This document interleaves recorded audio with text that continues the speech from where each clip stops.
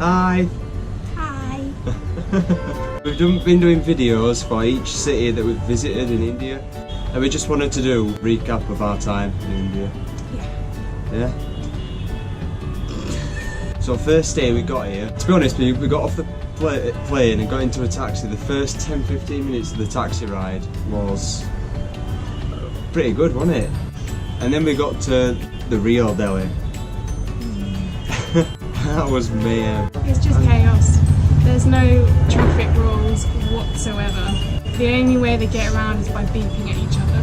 They don't care. They don't care about Full stop. Rules? What rules? Weirdly, it works.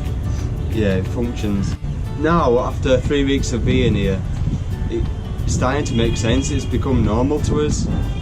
It is really weird just it being normal, especially when a cow is like... Yeah, just stood in the middle of the road, looking into traffic. Not even fazed by it. Or a bull, and you're just like, oh hey. And another thing that we've got used to is the heat. So I remember the first time we got to Delhi, it was just unbearable, I thought. We got out of the taxi and I'm like, just give me water, get me under air conditioning. It's so hot. The thing is like for women, me especially, I have to be covered up all the time, so I've just been sweltering. So shoulders, knees, everything covered. Obviously I have to for a temple, but you need to really during the day anyway because the men just stare. So the places we've been to in India, there's not many white people that go there. Well, our tour guide told us that we're like celebrities to them because they've only ever seen our colour skin on the TV. On the way to Varanasi, we're in the train station and there were a crowd around us. Of about 4 rows of people. 4 people deep. Anything happened, we were screwed. We would not be able to get out there. They were all taking pictures, just leaning over us. Just staring. Yeah, I wish I'd have took a video of it. For like an hour. I was surprised, and my mum and my dad and my family will probably agree that I was fine. I mean, to be fair, the whole trip you've been quite good. 2 times where I freaked out. So the first time was the whole tour group wanted to go to see a rat temple. Oh, yeah. So there are 20 to 25,000 rats in this temple. Rats all on the floor. Hindu believe that these rats are reincarnations of their loved ones. And it was wild. I didn't want to go anywhere. The first thing we had to do was walk through basically rat wee. Baptism of fire. It was horrible. And the second time I freaked out was in a place called Pushkar, which is apparently the holy city. I did not film. There wasn't really much to see there. No. But some kid decided to set off a firework right next to me. I had no idea right under her feet. It was going to happen until George shouted Natalie and then boom, saw this fire. Fortunately it didn't hit me, but I just had a complete panic attack. Yeah. On this trip they've stuck us in the slums, like everywhere we've gone. Yeah, they've put us through it, haven't they? They've made us live like the locals. Fortunately the hotels have been okay, but you step outside the hotel and the first night we got to meet our group. 2 Australians, 1 lady from Switzerland. The rest of us are from the UK, but 1 lady, her parents are Sri Lankans. But bless her, she looks Indian. So... They're so racist here. So racist. So racist. Like we'll go in a group and they'll put flowers round our necks and oh, welcome, welcome, and they just like look past her and put it on. It's so unfair. Yeah, isn't it? it's rude. What a break. So we went to... The first night we went to a place called Kitchen with a Cause. So essentially they've set up this restaurant and they've taken kids off the street and they give them a 6-month internship. Basically provide them with the opportunity to give them a better tomorrow. And they were lovely to meet and we met the actual owner. And yeah, it was nice, funny. For the first real authentic curry that we've had in India, it was so nice. Speaking of curries, 2 curries a day takes its toll, doesn't it? Well, especially if you don't like spice like me. So, Parliament, we saw... Gate to India, which is where I had a line of people taking selfies. Yes. Yeah, we actually just said no. As time went on, we've just had to say no to people, otherwise we're just going to have a big long line and not get anywhere. What's the place of all the gardens? Oh yeah, it was a tomb, but the gardens surrounding them were beautiful. And it was the first time that we spent on his own, wasn't it? So the first transport we took to the next city was an overnight train. The train were at 10:30 at night. We just got in, sort of just beds out and went to sleep. And then we woke up and Buccaneer was like, first impressions. So Buccaneer was the first time that we saw cows and goats and donkeys and horses. And they're just all on road. Yeah. But the Just hotel, roaming around. the hotel we went to actually belonged to a royal. Maharaja of Buccaneer. Yeah, so he lived in his home. He was sound. We got to meet him, didn't we? Yeah, he was like an Indian grey fox. He wanted it, wasn't he? He was quite a good looking chap, slicked back hair, cool moustache. And we got on a jeep to go into the middle desert to go on a camel safari. And when we got there, they had a picnic laid out, and that was such a nice meal, wasn't That it? was one of my favourite meals because it wasn't spicy. Cleared the plate. I had 2 plates full. And then the camels arrived, and it may be me, I picked the worst camel to get on. Yeah, his camel was not happy. No. Kept trying to throw him off and run away. Yeah. But it was nice though, I did enjoy it. We were on these camels for about a good 2 hours though. In the Like, sun. when I got off, my legs were just like, yeah, I couldn't Oh yeah, I struggled to walk, yeah. But then we went straight up to the sunset, which I think is probably my favourite sunset. But the desert wasn't what we expected. Like, there was a building and toilets with some tents outside. Yeah, pretty much. I mean, when I thought, oh, we're camping in the desert, I thought we were going to be over the sand dunes. In the middle of nowhere. Yeah, campfire, maybe one tree, you know. Totally wasn't like that. Yeah, no, they had tables and chairs set out with 60 other Germans round watching this performance done. And like I said, there were a house where all the entertainers lived, and it was just a bit like... It was nice though, it was really pretty. Like, it was a circular sitting area, and they had all fairy lights and candles and things like that, and they had entertainment. And we said that like we were disappointed, but it was nice. It was good. Yeah. And that's when at the end of the night we met in the Buccaneer, the owner of our hotel. And Got us all up dancing. Manny, our tour leader, it was like, well, you've got to come to this bar after, you've got to come back to this bar. And we're like, alright then, we'll go for it, one drink. And we walked in this bar, and it was just so cool, wasn't it? It's just like all these like ancient, weird decorations and portraits, all this different kind of stuff. And guess who was the barman? The Maharaja of Buccaneer. It's just like, oh, what do you want? Nice music and all, they had a good taste in it. Apparently one of the best bars in India. Believe it. I believe it. So we took a train to Jaisalmer, and I think that was the first place we got in tuk-tuks. Crazy, wasn't it? Tuk-tuks are good if the road is smooth, for one thing, and traffic is calm. Otherwise, tuk-tuks aren't great.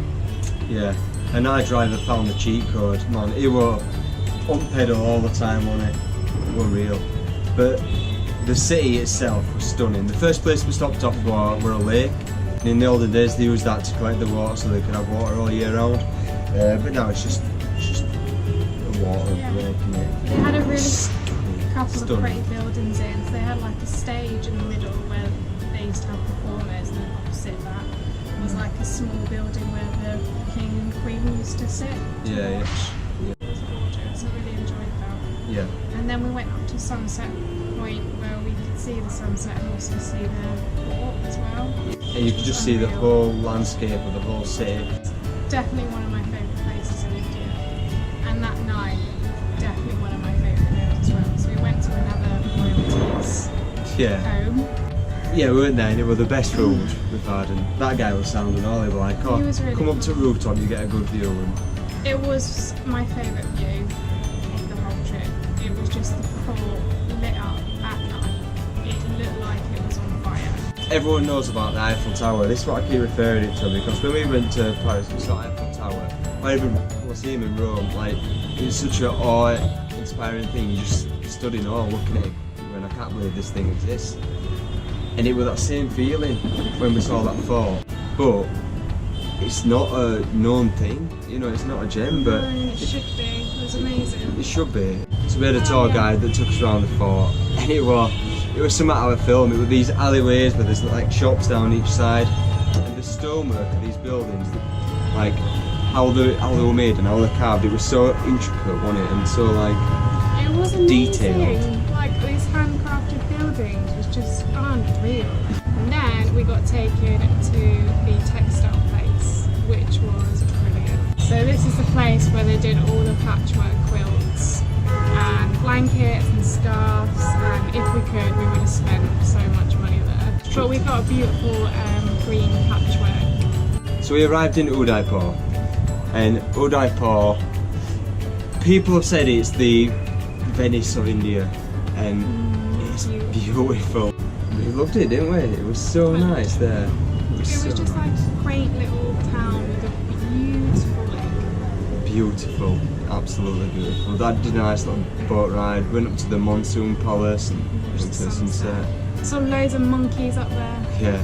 That was the city that we had the full day to ourselves, where we could just go out, me and Natalie, with our tour group, and do a bit of shopping. I bought some nice pants, we bought a skirt. Yeah, I had the best latte ever at this little coffee place. That coffee place was just like, you just didn't expect it because it's in the middle of India, but it will. Yeah, it was just a cool place. It just had loads of little cool restaurants and great little cafes that you just go sit and chill but with a view. Yeah. And that's probably the only place we've had that, but we really, really did enjoy it. Yeah. And we saw a dog show as well, which was interesting.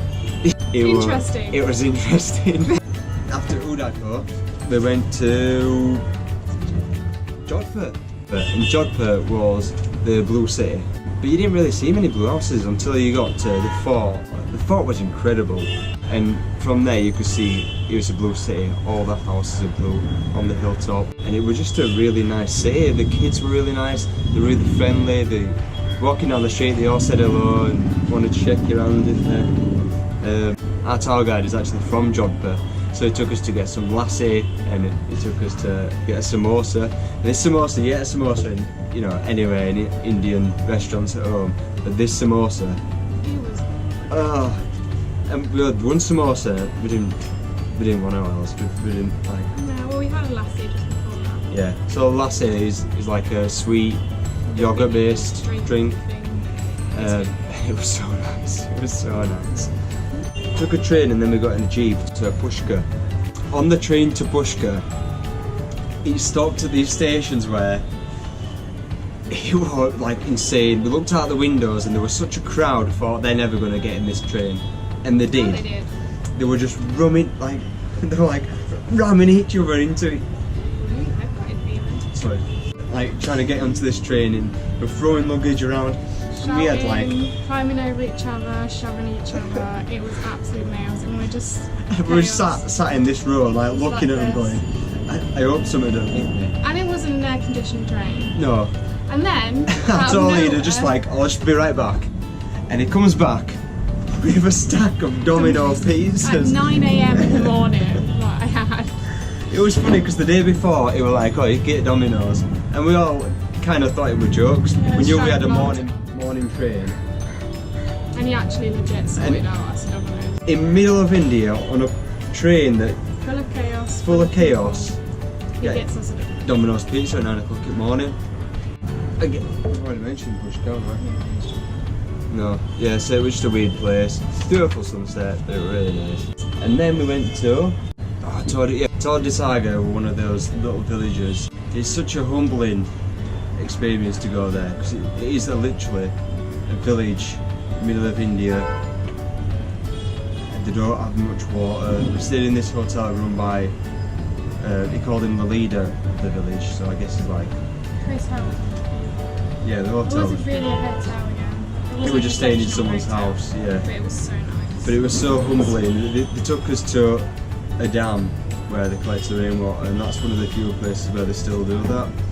And as tour leader was saying, the families have to travel 10 kilometres twice a day on foot to collect water from this place. So it was, you hear about it, but when you're there seeing it, it's just like, it makes you really grateful about what's at home, doesn't it? Yeah. Really thankful for how we've grown up. Yeah, I mean, this was the opportunity our tour leader said why he loved his job. And that was because the Jeep safari we did and the stay that we did So next we went to Jaipur. Wasn't my favourite place. No, our hotel was just a room with poor Wi-Fi, so we didn't really want to go back. I said, oh, let's go into town, let's have a look around through some shops. Bad idea. We got royally harassed by people, and then we decided to go into the locals bazaar, which was absolute carnage. It was just people climbing over people, basically. That was the time where I thought to myself, I'm so thankful this is not how I have to buy shoes. Yeah, 'cause it was all like locals. That's like what they do every day. Like, that's their life. Like, I saw a snake charmer, real life, like a real life snake charmer in the street. I never thought I'd see that. With a cobra coming out of a basket. That's a genuine thing that we saw, and I'm like... Yeah, it's not legal though. No, it's not legal. Well, elephant riding's not legal, but I saw someone riding an elephant on the road. Yeah. You see so much stuff. Rules don't seem to apply. There's no rules here, it's unreal. In Jaipur, we went to Agra. Yeah. Yeah, and Agra is like Taj Mahal. That's where Agra That's is. basically what it is. Yeah, and that's pretty much And it was awesome. And then we took an overnight train to Varanasi. Varanasi is like a spiritual hub / mayhem. It is one extreme to the other. So the main city is like so busy, absolute carnage. But then when you're on the Ganges, Yeah, when you're on the Ganges River. it's just so peaceful. Yeah, and it's one of them places again where you kind of in awe. So it's quite morbid, but they cremate their loved ones when they die on the river, and not in private. They're just literally on the steps. And there's so much firewood.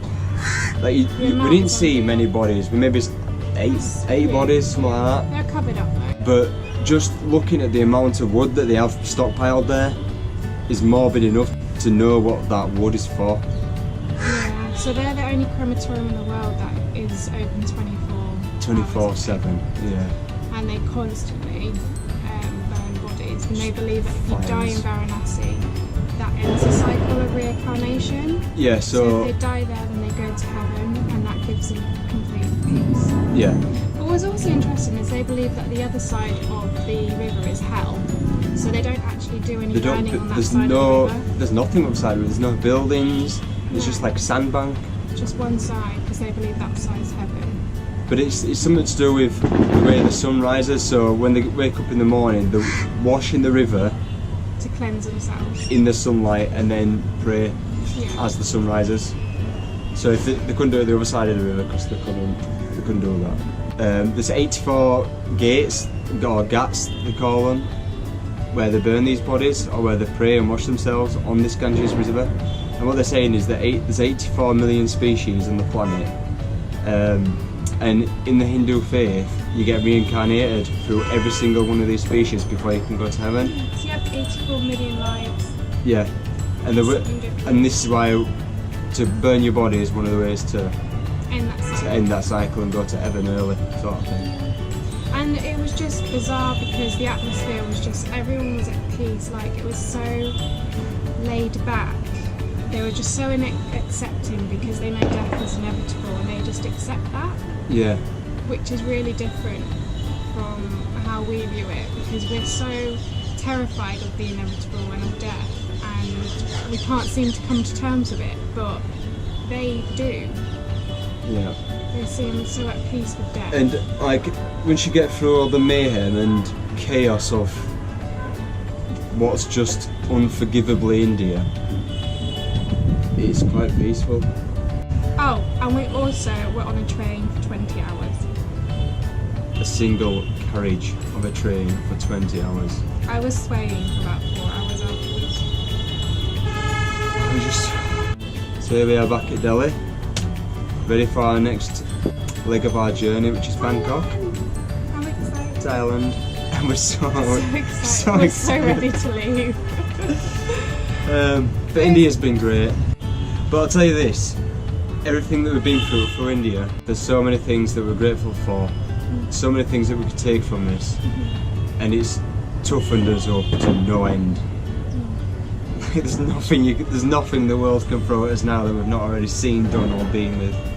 It's a good place to start travelling. So yeah. Yeah, so we're fine, we're happy, We're fine. we're enjoying it. And stay tuned for more videos.